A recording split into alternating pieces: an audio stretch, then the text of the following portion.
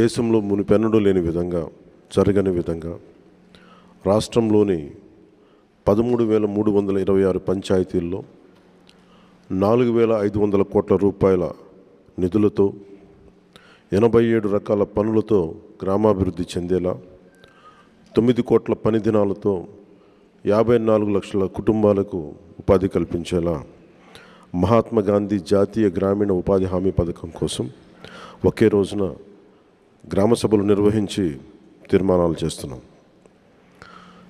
దేశంలోనే పంచాయతీ వ్యవస్థను ప్రవేశపెట్టిన రెండో రాష్ట్రం మనదే. 73వ రాజ్యాంగ సవరణ ద్వారా పంచాయతీలకు రాజ్యాంగ ప్రతిపత్తి కల్పించి 3 దశాబ్దాలు దాటింది.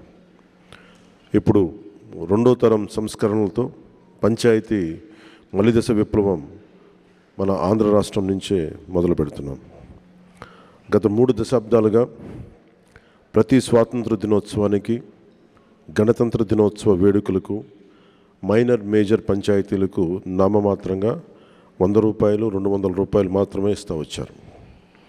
మనం తీసుకొస్తున్న పంచాయతీ సంస్కరణలో భాగంగా 100 రూపాయలను 10,000 రూపాయలు, 250 రూపాయలను 25,000కు పెంచి మా ఎన్డీఏ ప్రభుత్వం చిత్తశుద్ధిని చూపాం. ఆ సంస్కరణలు కొనసాగింపుగా గ్రామ సభలు నిర్వహిస్తున్నాం. గ్రామ సభ అంటే ఒక 10 మంది చేరడం కాదు, గ్రామాభివృద్ధికి బాధ్యత తీసుకోవటం, మన గ్రామాన్ని మనమే పరిపాలించుకోవడం. భారతదేశపు మూలాలు, జీవం, చైతన్యం మన పల్లెల్లోనే పదిలంగా ఉంటుందని మహాత్మా గాంధీ గారు చెప్పారు. అలాంటి పల్లెల బాగు కోసం ప్రధానమంత్రి శ్రీ నరేంద్ర మోదీ గారి సంకల్పంతో, ముఖ్యమంత్రి శ్రీ చంద్రబాబు గారి నేతృత్వంలో, పంచాయతీరాజ్ శాఖ మంత్రిత్వ శాఖ సారథ్యంలో సాధారణ పంచాయతీలను స్వయం శక్తి పంచాయతీలుగా సాకారం చేసుకునేలా మేము ఈ పంచాయతీల గ్రామ సభల్లో పాల్గొనండి, దిగ్విజయం చేయండి. గత ప్రభుత్వంలో 2019-2023 వరకు 40,000 కోట్ల 579 కోట్ల రూపాయల మనరేగా జాతీయ ఉపాధి హామీ పథకం పనులు చేశారు. కానీ అవి ఎక్కడ కూడా దాని రిజల్ట్ ఎక్కడ క్షేత్రస్థాయిలో కనిపించలేదు. దేనికి వాడారు డబ్బులు? పనులకే వాడుంటే, ఇన్ఫ్రాస్ట్రక్చర్ డెవలప్మెంట్కే వాడుంటే రిజల్ట్స్ కనిపించాయి. రిజల్ట్స్ ఇక్కడ నామమాత్రంగానే ఉన్నాయి. అలాగే పోయినసారి అంతకుముందు 2019-24కి దాదాపు 240 కోట్లు పైచిలకు పంచాయతీల నుంచి ఆదాయం వచ్చేది. అందరికీ పెరిగినాయి కానీ పంచాయతీలకు ఆదాయం తగ్గిపోయింది ఈ వైసీపీ వచ్చాక. సో వాళ్ళు 170 కోట్లకు పరిమితం చేశారు. 19-24 అప్పుడు 240 కోట్ల నుంచి 270 కోట్ల దాకా వస్తే 19-23కి వాళ్ళు 170 కోట్లకు పట్టుకొచ్చారు. ట్యాక్సెస్ కలెక్ట్ చేయడం మానేశారు. ఏం చేశారు? అదొకటి ఒక ఇది ఉండిపోయింది. ఇది మేము చాలా త్రికరణ శుద్ధితో మార్చాలనుకుంటున్నాం. పంచాయతీలని బలోపేతం చేయాలి, వాటి కాళ్ళ మీద వాటి నిలబడగలిగే పంచాయతీలు ఉండాలి. సెల్ఫ్ జనరేటింగ్ పంచాయత్స్, వాటి విద్యుత్తుని అవే ఉత్పత్తి చేసుకునేలాగా రాష్ట్ర అభివృద్ధిలోనే కాదు దేశ అభివృద్ధిలో కూడా చాలా కీలకమైన పంచాయతీలు కీలకంగా ఉండాలి అని చెప్పి మన రివ్యూ మీటింగ్స్లో కూడా చాలా ముఖ్యమంత్రి గారితో జరిగిన రివ్యూ మీటింగ్లు కూడా తీసుకున్నాం. అలాగే ప్రతి పంచాయతీకి ఒక యూనిక్ గుణం ఉంటుంది, ఒక ప్రత్యేక గుణం ఉంటుంది. ఇప్పుడు మనకి విశాఖపట్నం ఆనందపురం విలేజ్, ఆనందపురం మండలం, విశాఖపట్నం లాంటి చోట ప్రత్యేకత అక్కడ పువ్వులు. అక్కడి నుంచి పువ్వులు ఎక్స్పోర్ట్ చేసే విధంగా కొన్ని ప్రత్యేకించి పెట్టుకోవచ్చు మనం. అలాగే అరకు కాఫీ మన అరకు విలేజ్ నుంచి వస్తుంది, అరకు మండలం నుంచి. అలాగే ప్రతి మంగళగిరిలో మన చీరలు కానీ,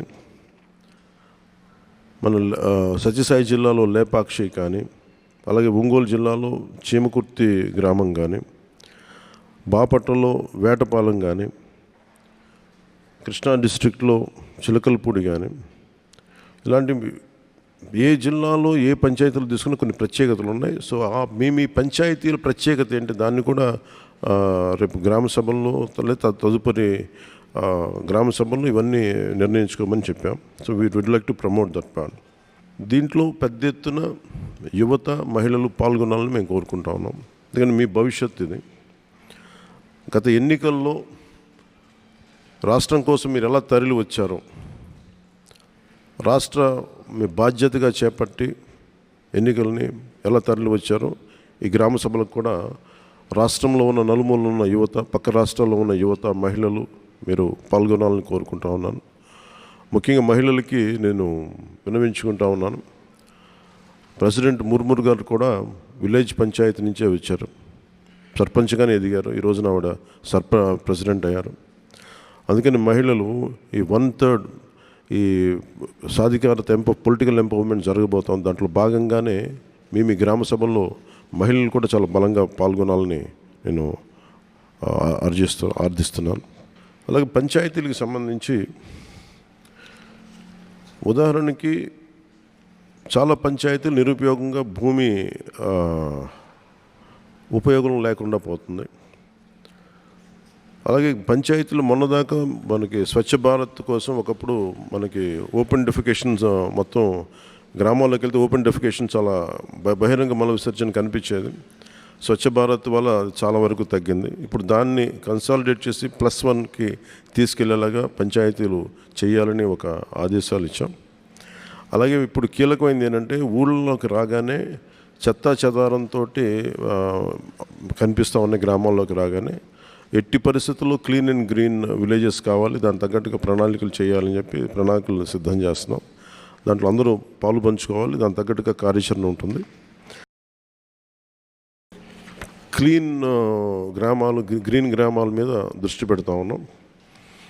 ఇంకొకటి కీలకమైనది ఏం చెప్పామంటే మన భారతదేశానికి కలప ఒక్క డెన్మార్క్ నుంచి దాదాపు 6,000 కోట్ల విలువైన కలప ఇంపోర్ట్ చేసుకుంటాం. దాదాపు 1,700 కోట్ల కేజీలు ఒక డెన్మార్క్ నుంచి ఇంపోర్ట్ చేసుకుంటాం. 6,000 కోట్ల రూపాయలు అంటే మన విదేశ మారక ద్రవ్యం చెక్క ఇంపోర్ట్ కోసం మనం తీసుకోవాల్సి వస్తుంది. అది ఎక్కడి నుంచి తీసుకుంటున్నాం? డెన్మార్క్ దేశం నుంచి. డెన్మార్క్ మన ఆంధ్రప్రదేశ్తో కంపేర్ చేస్తే దాదాపు దాంట్లో ఒక 0.6 టైమ్స్ ఉంటుంది. కనీసం ఒక పావంతు కూడా ఉన్న దేశం అది. కానీ దాని నుంచి మనం దేశం ఎంత ఇంపోర్ట్ చేసుకుంటాం? మనం 3.8 టైమ్స్ ఎక్కువ డెన్మార్క్ వైశాల్యం కంటే కూడా. సో మేము కోరుకుంటుంది పంచాయతీ వ్యవస్థలో మేము చేయదలుచుకుంది ఏంటంటే ప్రతి పంచాయతీలో 5 నుంచి 15 ఎకరాలు పంచాయతీ భూమి ఉంటుంది. ఆ భూమిలో మనకు కావాల్సిన కలపని మన సోషల్ ఫారెస్ట్రీ పెంచి దాని మీద దాన్ని వెల్త్ క్రియేషన్ జరగాలి త్రూ ఫారెస్ట్.